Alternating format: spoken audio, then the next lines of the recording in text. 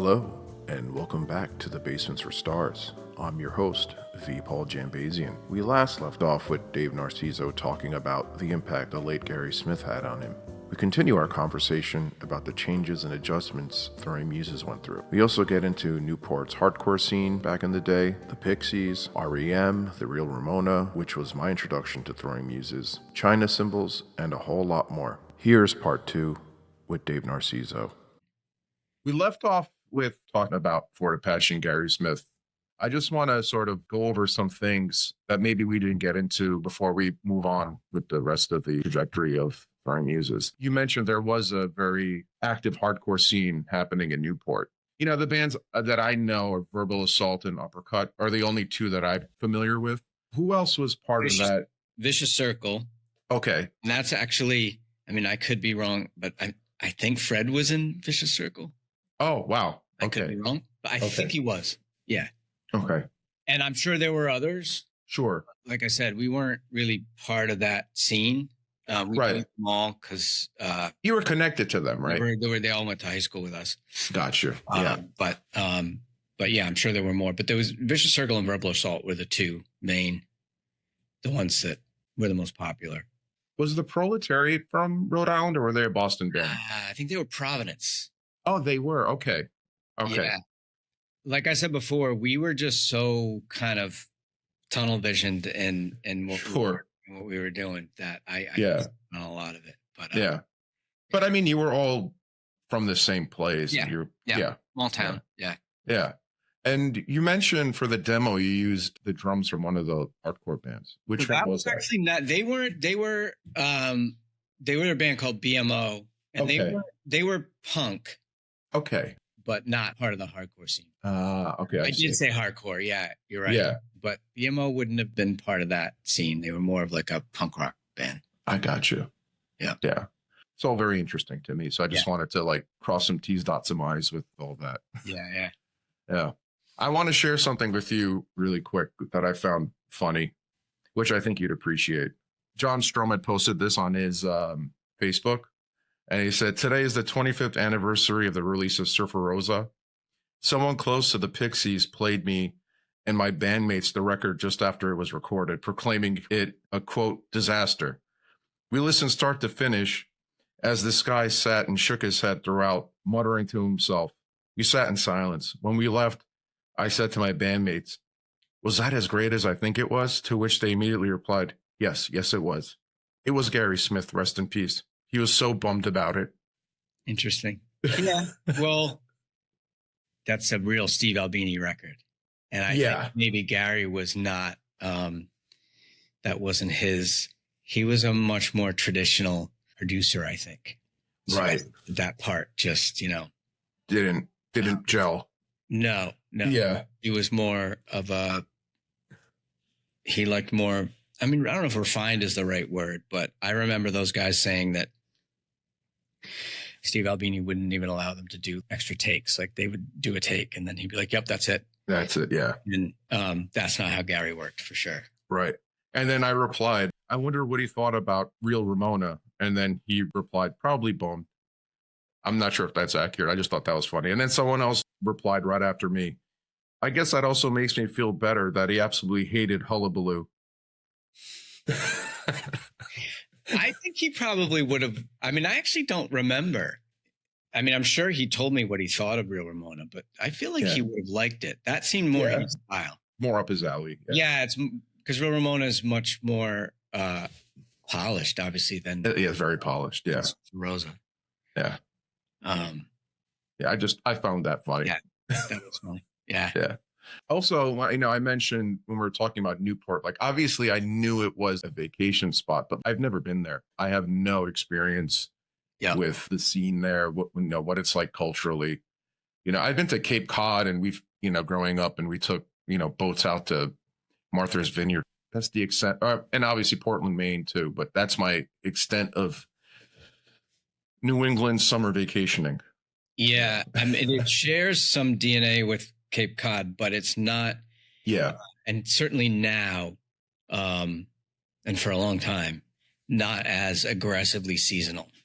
I got you. Pretty it's pretty year round. And the sailing aspect of it, which I don't really have any experience in, Sure. but it is well connected internationally. So that also kind of adds this part to it that I don't think you see as much on the Cape. On the Cape, yeah. Yeah, it's like, I think we talked about this before. It's it was very one note culturally when I was growing up. Yeah, you said that, yeah. Yeah. Blue blazers and topsiders and fillet of sole. And so, and that's still here. Mm-hmm. And it goes in and out of like, it's even kind of, well, it's starting to get a little bit, there's sort of a hipper version of that, but I think everywhere, like the Hamptons and Montauk are trying to be hip to an extent. Yeah. Well, money isn't as one note as it used to be. And sure. So, what you see like around here, you kind of go, yeah, that's different. That's different money than what you see, especially in an area like this that has such a blue blood history. I was going to say history. Yeah. A lot of like old money families that drove old cars to the ground and were super frugal and I know lived in big mansions, but lived in like tiny, like 1970s kitchens and living rooms. Yeah. And the rest of it sat empty. Yeah. Like, Manhattan has that too a little. Yeah. So that is probably waning. And so now you see there's a different kind of money coming in. Yeah. Different style. I feel you. But it's, again, I mean, the thing about Newport is that's not anywhere near the majority, like it's the population is middle class and below. That's something I think a lot of people don't realize. Yeah.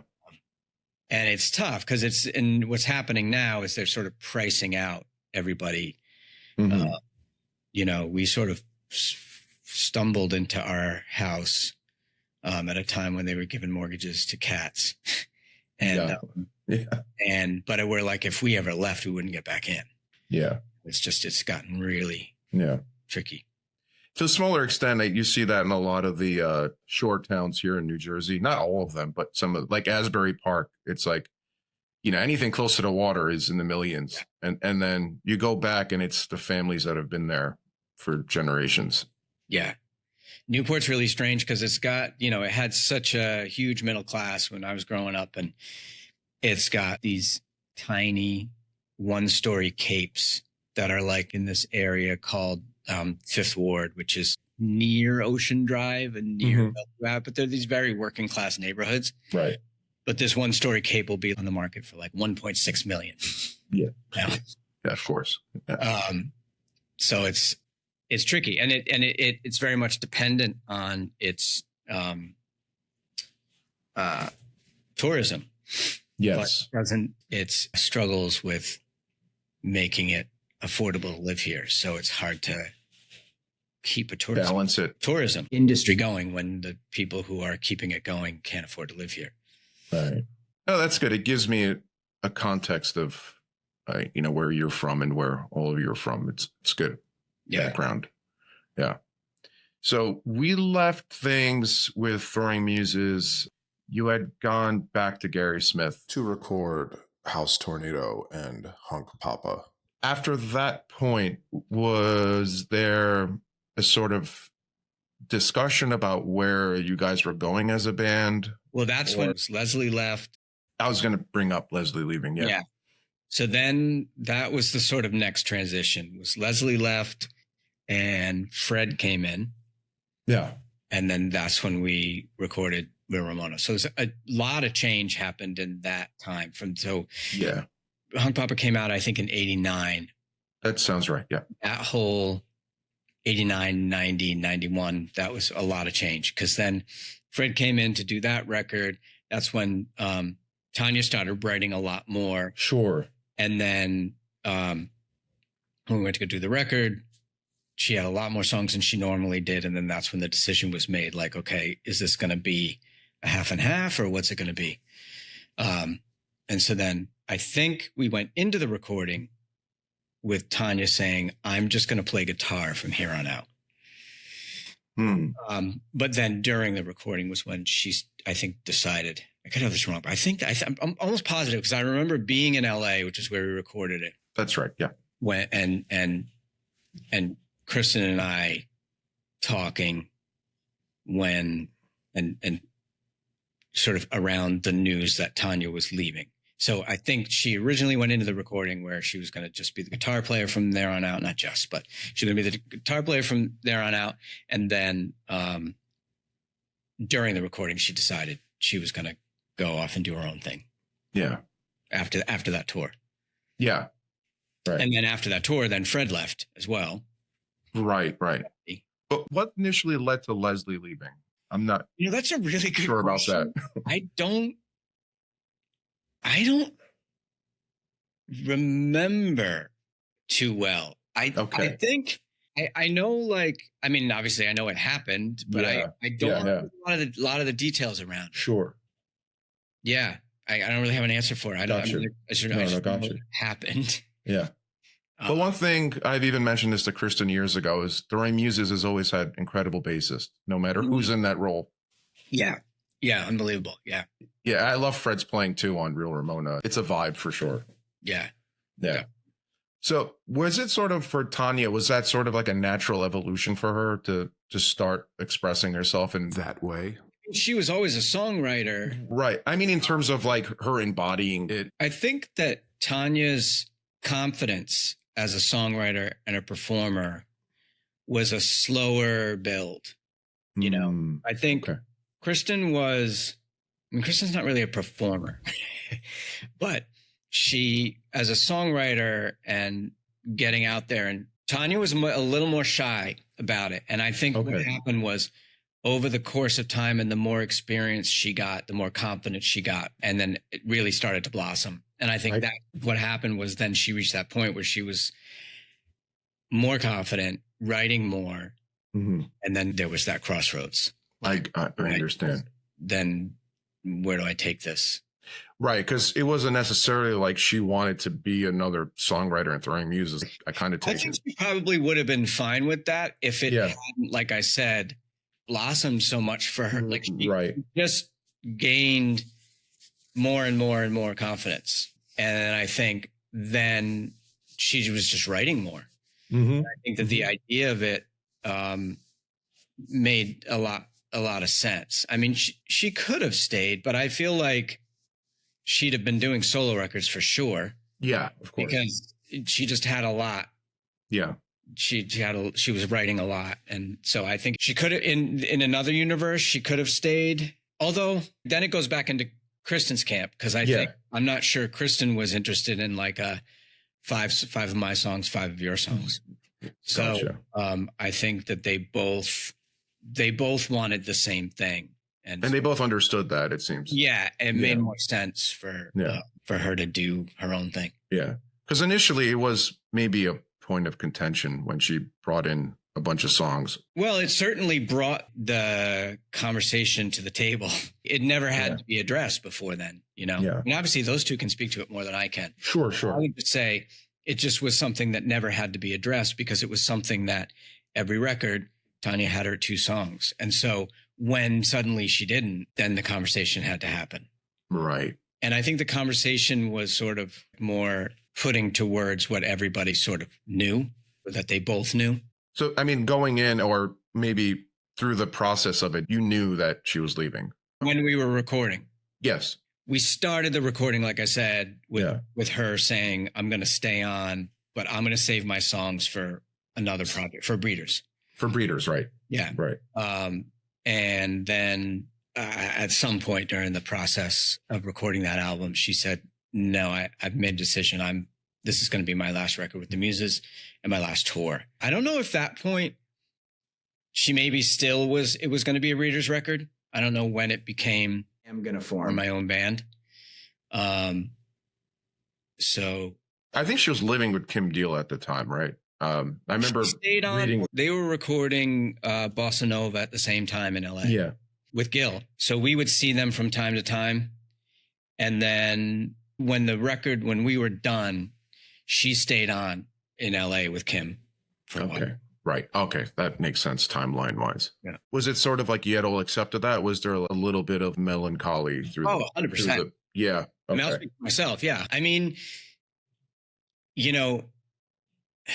I love Leslie Langston. She's one of my favorite human beings on the planet. But Kristen and Tanya and I had known each other since we were in the 4th grade. Yeah. Little kids. Yeah. And so it did feel like, it felt like an end of something for sure. Okay. It really felt like an end because I think Kristen and I had conversations at that time. I remember we were staying in these like Oakwood corporate apartments in Burbank. And I remember her standing on a balcony in her room, and we were going to just kind of reinvent ourselves at that point. Oh, wow. Throwing Muses was going to be over. And then we were going to go forward as a band. We had a name. We were going to be called Cooley Loach. So it felt like the end of something. Mm-hmm. And then it was like maybe over the following year that our manager said, "Now you've got too much equity in that name. You should just stick with it." So makes sense. Yeah.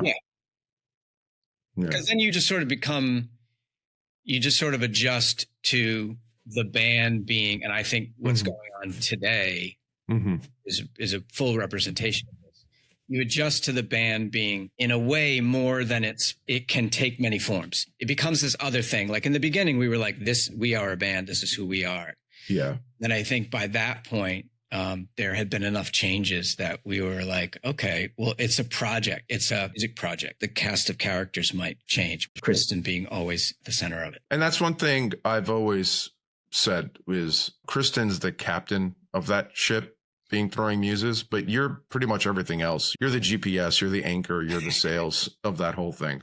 I feel I'm incredibly proud of the collaborations and the team that we always were. Throwing Muses is out on the road right now with a completely different lineup. With Fred and her son Dylan. And her son Dylan, that's right, yeah. So it's literally a family band now. Yeah, so it's like, I mean, like I said, that musical connection that I have with her is strong. Mm-hmm. And it's always been. Yeah. And I don't look at the lineup now in a kind of what I was saying before, like that is the definition of it. I don't underestimate or undervalue the importance of that musical relationship. Yeah. But I also, Kristen and I have had many conversations about this.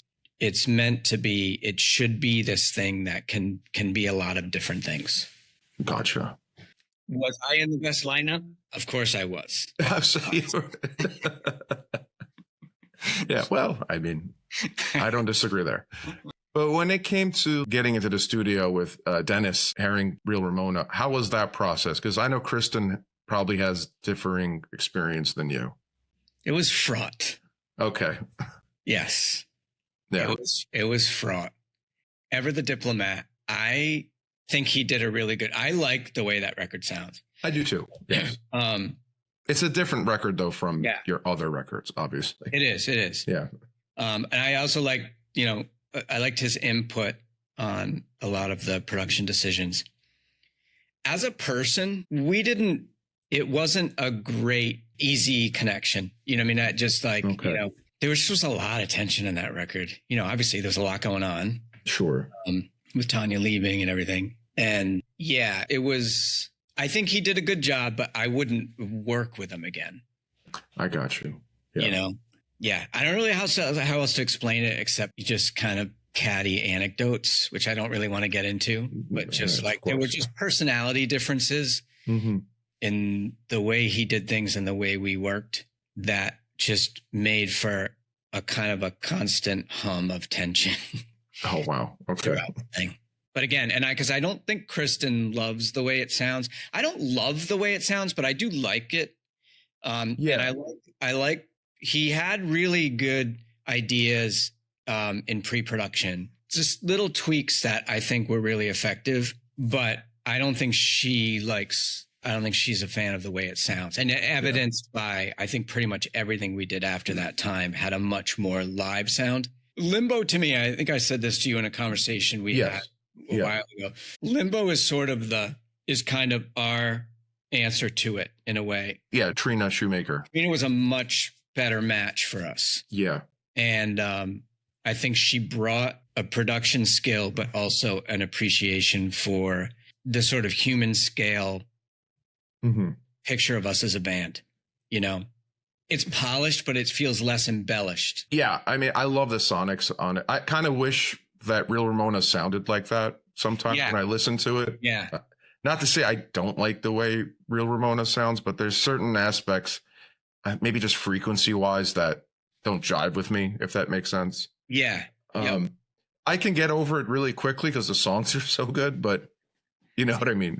Yeah. Yeah. No, I know exactly what you mean. I think that, like, I don't listen to our stuff very much. But I think if I had a favorite record, Limbo would always be vying for that spot. The sound on that is so incredible. Yeah. And an interesting thing is Trina Shoemaker worked on Innocence Missions. I want to say the Glow album with Dennis. Which Dennis did. Yes. Yeah. Yes. Well, at the same studio. Oh, at the same studio. Oh, yeah. Oh, I didn't know that. The tension continued. Okay. Yeah, there was some tension in the studio time we had booked, and he had studio time booked, and this all came after it. So yeah, it was because Innocence Mission was at Kingsway. That's where we recorded University and Limbo and a bunch of other stuff. No, he's good. Yeah. I would not say he's no. No. For me personally, I think Kristen would say, you know, she can speak for herself, obviously, but I think she'd have more to say about the technical side of things. Yeah. I think personally was where it didn't work. I gotcha. So the whole session was just fraught with just weird vibes, I guess. Yeah. I think pre-production was fun. And then that was it. And then we started tracking. We did overdubs at his studio. And we ended up doing a lot of those separately. Like we would all kind of go in on our days. Like I'm going to go in and do some percussion overdubs. And then Tanya would go in and do guitar overdubs. And then Kristen would go in and do, and none of us would do anything at the same time. Just to ration your time in there. I don't know. Yeah, it was, and it was long. We were in LA for 3.5 months doing that record. Yeah. Go on and on. Yeah. No, I get it. So it's not a coincidence that Two Step is the last song on the album, because that song is a heavy song, and you all co-wrote that, and it's not a coincidence that it's called Two Step, Stepsisters. Yeah. So that was a very sort of, this is how we're going to end the album type thing. I think that looking at the album musically and thinking about it like the way you just did, and it's built to absorb that. It also just was a natural last song. Of course, it has that feel. Yeah. It just has that feel. I don't know if anybody was thinking about it so much in those terms, but I think you're absolutely right. I think that's in there. Yeah. I think that you can't miss it being the last song of the album of that lineup. With like super heavy lyrics. Yeah, of those two songwriters. Yeah. I remember us working on that. You know what it's like. There's just certain songs that they just happen. Right. Then that one was special. I remember watching Tanya write that lead. And it was just that perfect moment of where you're kind of unselfconscious, but paying close attention. It was, that was a good one. Yeah. When they perform that together, there's definitely magic. Yeah. Something happens, which is cool. Yeah. Do you feel like Real Ramona was sort of your guys's, I don't know if this is like a fair comparison, your Last Splash or Nevermind? I'm not talking about commercially. I just mean in terms of impact or cultural importance. I'm not sure if I can accurately answer that. No. I'll tell you that I was really, really proud of it. But I think at that time, it didn't get the credit it deserved at that time. University is our most successful of that era. Okay. And so it has a lot, which was first record with Bernard. Yeah. That feels like that kind of I see. Like you described. Okay. But I do feel like Real Ramona was a great culmination of if you think of the two of them, Kristen and Tanya, and just what I talked about before in terms of us weren't naturally drawn to recording. The craft didn't capture our imagination. We weren't like, what could we do? Yeah. And there just were bands out there that do it so well and embrace it. And I think if you look at all the records up to that, you see us tripping and falling down and pulling ourselves back up and trying to get to a place where we're like trying to take a good picture of ourselves. I think that's a good one to end on. Right. Even though, like I said, I don't think it would be Kristen's favorite by any means, but sure. I do feel like it was kind of okay, I think we know how to make a record now. Like that's a record, but also a decent picture of us. So I do think it is in a creative way what you just said. Okay. It is this kind of pinnacle. It is a pivotal one. Yeah. In that sense. Right. But in terms of our body of work, I mean, University is the one that usually gets pulled out as like that. It was the most successful one. So, yeah. Yeah.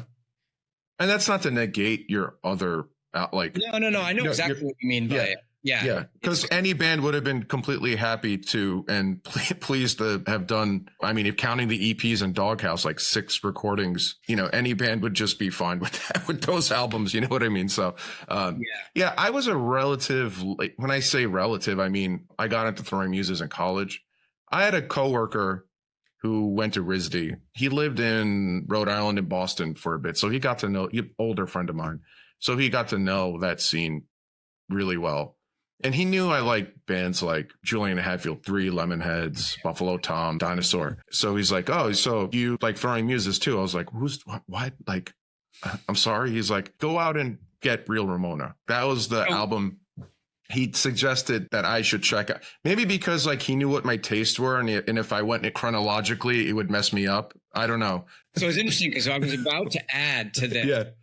Before you told that story, I was going to say, I think, if we can't define what you mean by like, is that record your this?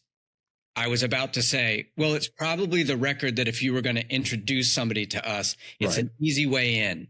Yeah. It's like here's a good way in because this will show you what they're like, but it'll be easy to listen to. Like I remember when House Tornado came out, there's a journalist in London, this guy, Chris Roberts, who wrote for, it was NME or Melody Maker. And he reviewed the record and he was a fan. And he always very kind to us in his reviews. And he gave it a really good review. But at the end of the review, he said, this is some kind of superlative record. However, if I was playing it and my friends told me to turn it off, I would understand. And so House Tornado to me would be the other side of that spectrum. If somebody didn't know us and you played that for them first, they might be like, oh, I'll pass. Sure. So I think Real Ramona is a great calling card. It's a great like, hey, this is an easy way for you to get to know them.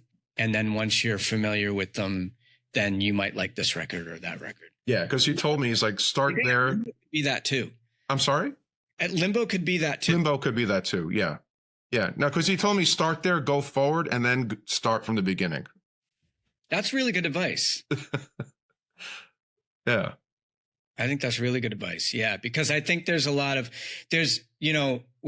of stuff that was happening around the time our first record came out and when the Pixies' first record came out, and I've been, what's the word? I underestimated how much context would affect those things. Would affect the impression of those records. And because I remember thinking, no, it's, and I would say like with our first record, it does rise above context pretty well. But what she's doing in particular on that record, I think is something that future generations, it wasn't as not jarring, but like Riot Girl happened after that. All that stuff happened after that. Like, I was going to say, yeah. She was screaming on those records. Yeah. it's not that that wasn't happening anywhere, but it wasn't happening in the space we were occupying and where we went. Totally get it. Yeah. And then it suddenly was. So when you go back, you might go, you know, oh yeah, this is what was going on in the time. Yeah. But it wasn't really a lot. And people had a hard time placing us somewhere because there wasn't a lot of, and I mean, in a lot of ways, I feel the same with the Pixies. I mean, they were such a huge influence on so many bands of that time. Mm-hmm. And the universe got flooded with a lot of style choices that they made, you know? Sure. And so then it became, so when you go back and listen to it, you don't realize how much the context of that really emphasized what they were doing. Yeah. Notwithstanding the substance of it, which I do think still stands the time. Yeah. I only said that because when I first heard it, I was like, how have I not heard this album before? And then I immediately realized how important it was. And then seeing the Not Too Soon video, seeing it more recent, I'm like, this is how kids dress now. It's just like that video in itself is like a blueprint, you know, for a lot of future bands. I think it came out when we had been around long enough. Yeah. That I think we'd been around so long that I think it would have had a greater impact if it came in earlier, you know. But I think people were like, oh, we know them. Yeah. The novelty had kind of worn off for people in a way. So like the diehard fans were there, but I do think that it would have done even more, you know, commercially, I guess. Yes. If that wasn't the case. I remember, I mean, REM, one of my favorite bands of all time. Yes. And massive fan. And then I drifted away. And then honestly, when we played with them, that was when we toured with them on the Green Tour. It was obviously an easy way to have somebody go, you should pay attention to them again. And when I did, I was like, oh my God, why did I stop paying attention?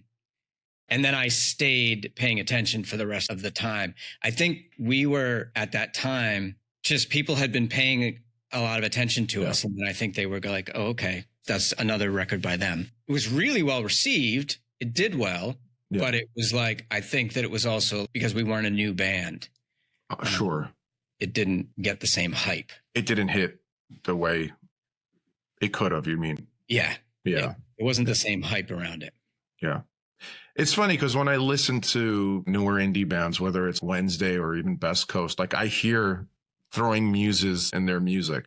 And I don't even know if they even listen to you guys, but something trickled in. Yeah, for sure. Yeah. The China cymbal, which is prevalent on Real Ramona. I love it, you know.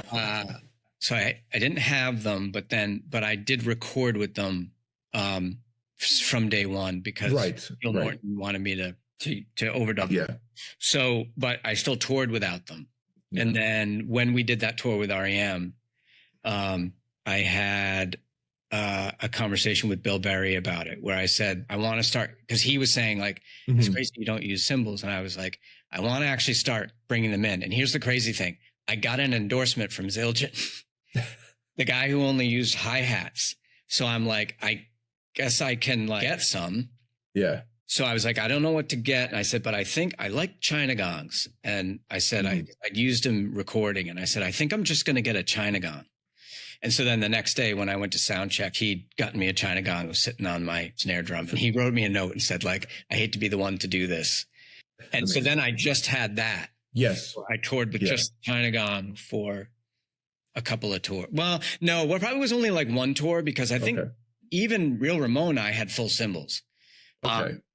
I think it's because that endorsement happened really close to that. And so I went, okay, well then I'm going to go and I'll get the rest of them. And I remember they just left. I went there and they left me in this room and it's just filled with cymbals. Sure. Like, hey, just hang out and just see what you like. I'm like, I don't fucking know. They all go, I don't know. Yeah. I mean, now I think I would a little bit more, but I mean, even now, I think I would still not know. It was a fun experience because it's a crazy company. It's like, it's a family recipe. I don't know. Have you ever been there? I'm Armenian. I'm embarrassed to say I've never been there. So it's wild. I have to go. I have to go at some point. Yeah. It's kind of, I only went that one time. Yeah. But they take you on this tour and there's this little, at least back when I was there, there's this little room, sort of a room within a room. There's this kind of, and I was told that part of the process of producing these involves a step that only the family knows. Yes. Yep. And so they're like, that happens in that room and nobody can see. Yeah. It's the congealment of the alloys and all that. Yeah. Yeah. So it was pretty cool. So anyway, I think I pretty much got the China gong, but I think I had full cymbals by the time we went on the road next. Okay. You use the hi-hat very dynamically. So it just, you know. I mean, I had to in the beginning. Yeah. I had to use it as a ride, as a crash, everything. Yeah. But your approach to it is just, for me, when I listen, I was like, oh, what is he doing there? Like, because you'll use the bell, you'll use it as a crash, you'll use it wide open, you'll use it tight, anything in between. So listening, how is he hitting that? How is he approaching that, you know? Yeah. Which is cool. Yeah. I learned to love them. Yeah. I mean, and then I became like all about them, but, and then I think I started to strip back a little bit, but I mean, really not much to strip back, except like, I always liked the interesting ones, like the China or Splatter, things that are like, they're just more like percussion, you know? Yes. Because there was something about like a real classic crash cymbal that to me felt dated. Like it always just like, that just feels like hard rock. Like, especially the super heavier cymbals. Like I'm not a fan, you know? Yeah. I like trashy sounds. I like darker and trashy for sure. Yeah. So. Yeah, that's my setup right now. I use like a lighter ride as a crash. I have a ride and then I have a China. Off to the side, you know. And the drummer from Gang of Four, I don't remember his name. When I saw Gang of 4 years ago, he had a China, and I thought I loved the way he used it. Yeah, I started to overuse it. I think we talked about this. Yes. Yeah, I had a pretty. Paul Calder, I love it. Paul Calder, he said to me, I was like, I think sometimes I lean too much on the China gong, thinking it was a comment I would make, and no one would say anything. And Paul was like, yeah, I'd back off. And I was like, oh, that's funny. I do, I guess. And then that's all I could hear every time I would listen to like a playback. I'd be like, oh my God, yeah, I'm using it all the time. Yeah, I love it. But at the end of Real Ramona, Fred left, like soon after, right? Yeah, because Tanya had left. And then at that point, Tanya was going to form Belly. And then he went with Tanya. That's right. And recorded with Belly. But then by the time they went on the road, he left. Okay. And they got Gail. Right. So at that point, it was just essentially the two of you.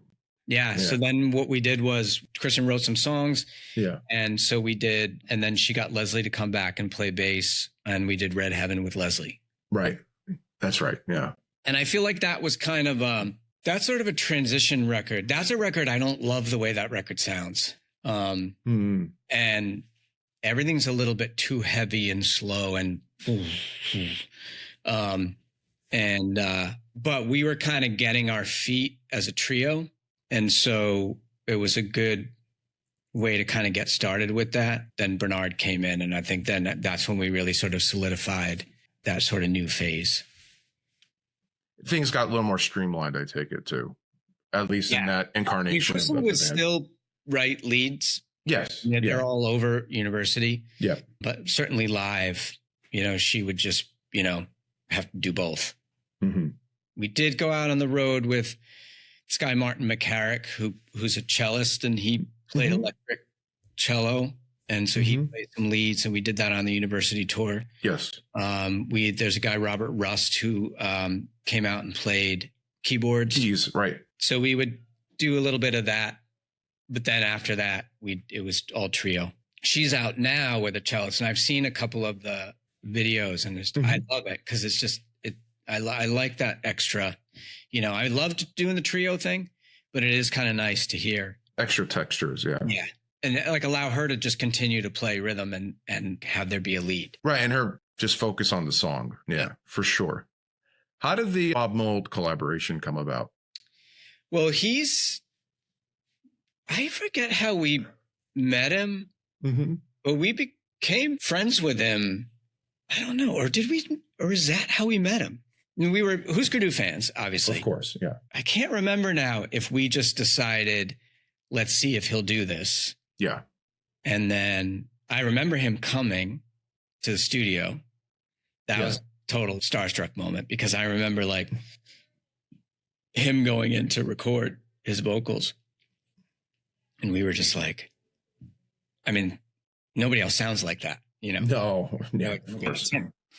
And then we stayed good friends. I mean, he's always been a big supporter of ours. Yeah. We toured with Sugar. I think. Oh, wow. Sugar, I think. Yeah. That's a nice tour. And now they're back. Yeah, I saw that. Yeah. So yeah, I think it was just Kristen must have just reached out to him, and maybe that's how we met him. Okay. I guess. Yeah. I can't remember, or unless we knew him somehow before then, but I can't remember how we would have. Yeah. Cool nonetheless. Yeah. Yeah. Bernard was a roadie, right? Yep.